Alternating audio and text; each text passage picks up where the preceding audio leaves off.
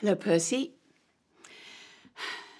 To sew a button on a shirt, all you need is the shirt, a button, a needle, a thread, a pair of scissors, and if you're anything like me, your glasses to see what you're doing.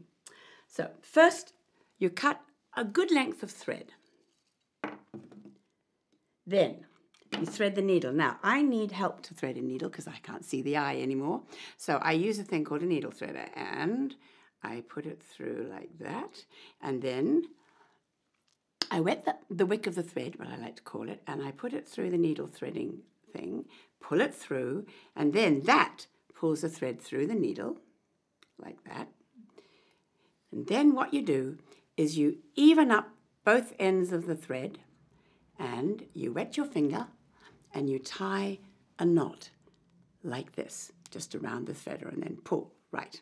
So then you take your button and you take your shirt, and the first thing you do is you look on your shirt for where the button was.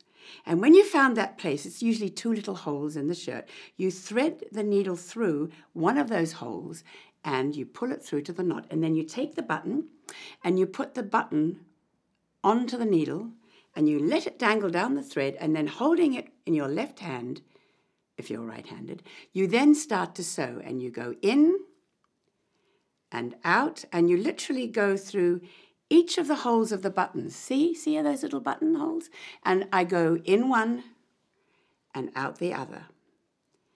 In one, you pull the thread through so it gets nice and even, and out the other. And in one and out the other.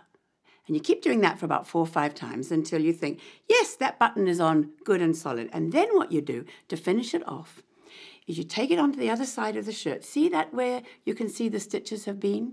Then what you do is you just literally sew through those stitches like this with your needle a couple of times, just backwards and forwards. And then on the second one, you put the needle through the loop of the stitch and you pull it tight.